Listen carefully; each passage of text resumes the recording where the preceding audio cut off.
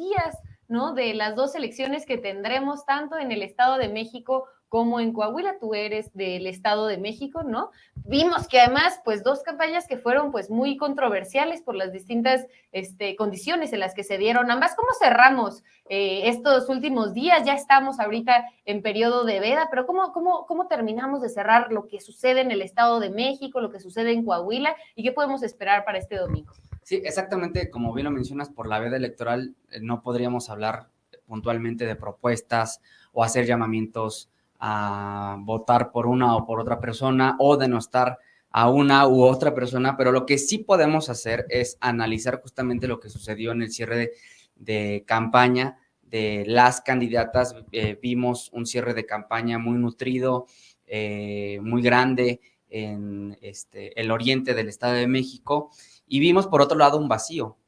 No sé si se enteraron, pero de pronto una de las candidatas decidió cancelar toda su agenda pública y básicamente dejar tirada la campaña. Sí. O sea, siento un precedente muy interesante y muy importante para los mexiquenses, porque esto no había sucedido nunca en la historia del Estado de México, que un representante de un partido político como candidata, en este caso, como candidata, nada más es lo que vamos a decir, pues haya dejado votada la campaña, votada su gente, votada las entrevistas que tenía pactada, votada... Sobre todo en el cierre, ¿no? En algo tan importante como después ya la culminación de todo este ciclo de, sí, pues, de eventos. Yo no dudo que haya gente que genuinamente apoyase a esa figura en particular. Y entonces, ¿qué le dice a esa gente que su representante pues los dejó votados? Claro. Es histórico lo que sucedió en el Estado de México, y por otro lado, pues lo que digo, fue un evento muy grande, masivo, se calculan más de 20,000 personas. Yo he escuchado hablar a personas que dicen hasta 50,000 personas, no lo descarto porque las imágenes son impresionantes en el Estado de México. Yo estaba ahí, estaba abarrotado totalmente, estaba muy lleno, y sí, por otro lado, como dices, pues vemos este vacío, pero sobre todo, pues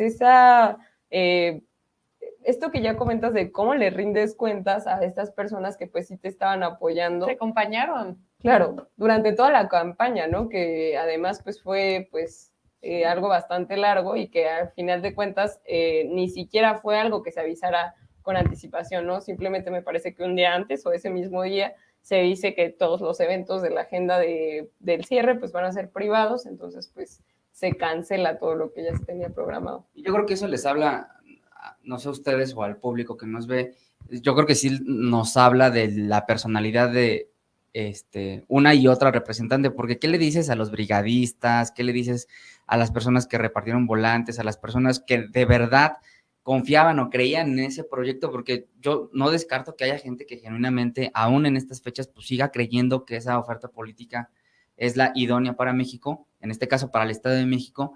Y pues bueno, ¿qué les dices a esa gente? O sea, te habla mucho de la actitud como candidato o candidata, y sin duda te habla mucho de lo que podría llegar a ser un gobierno si fuese encabezado por una persona en particular, ¿no? Y creo que confirma, es un mal augurio, ¿no? Y confirma lo que hemos estado viendo, por ejemplo, en encuestas de medios de comunicación en general, ¿no? O sea, creo que lo que podemos esperar, ¿no? Es que este vacío pues sea un reflejo, ¿no? De cómo van a salir los resultados este domingo. Sin embargo, bueno, preguntarte también, Max, ha habido pues mucha controversia. Sabemos que, por ejemplo, la elección de 2017 en el Estado de México fue una elección pues sumamente controversial, ¿no?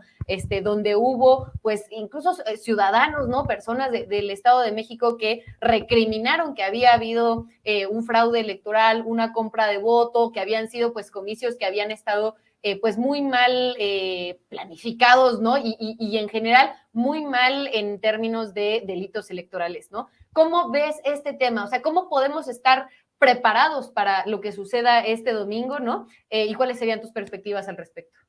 Sí, pues en el 2017 ciertamente hubo un despliegue masivo de compra del voto en la zona sur del Estado de México, que es esta parte de Tlatlaya, de Lubianos, esta parte que está pegada a Tierra Caliente con Michoacán. Pues ahí justamente los representantes de lo peor de la vieja política desplegaron, tiraron la casa por la ventana, y despensas, compra de voto al más estilo... Electrodomésticos también, ¿no? Electrodomésticos al más estilo tarjeta Soriana y tarjeta Monex, que data del 2012, pues bueno, así hubo de compra de voto, pero aparte también el fraude del 2017 se da en las instituciones electorales, se da en el Instituto Electoral del Estado de México, porque hay que recordar que la candidata opositora en aquella entonces, pues empezó el programa de resultados preliminares o PREP con una amplia ventaja. O sea, despegó con una amplia ventaja de más de 5 puntos y para el conteo rápido esa tendencia se había revertido. Es decir,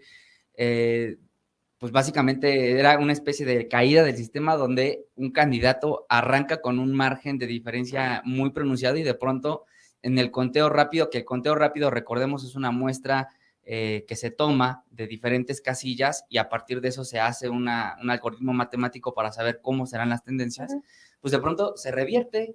Sí. Entonces, iba ganando una propuesta política en aquel entonces a las 8 de la noche, a las 7 de la noche cuando se abre el PREP, y para las 10 de la noche ya había perdido la elección. Entonces, esto no puede suceder así. Hoy por hoy, todas las encuestas marcan una clara tendencia hacia una oferta política y yo veo muy complicado que la compra del voto, las despensas, como lo vimos en Tlalnepantla, como vimos en algunos otros eventos de cierta oferta política donde se estaban regalando electrodomésticos, exactamente. Entonces, yo creo que intercambiando, ¿no? Por copias de credencial para votar. Yo no veo cómo vaya a alcanzar, la verdad. Yo no veo cómo vaya a alcanzar para hacer un fraude y defraudar la confianza ciudadana, pero lo que sí podemos hacer es un llamado a que salgan a votar, voten, inunden las casillas con la oferta política que ustedes determinen, pero salgan a votar el próximo domingo. Oye, sobre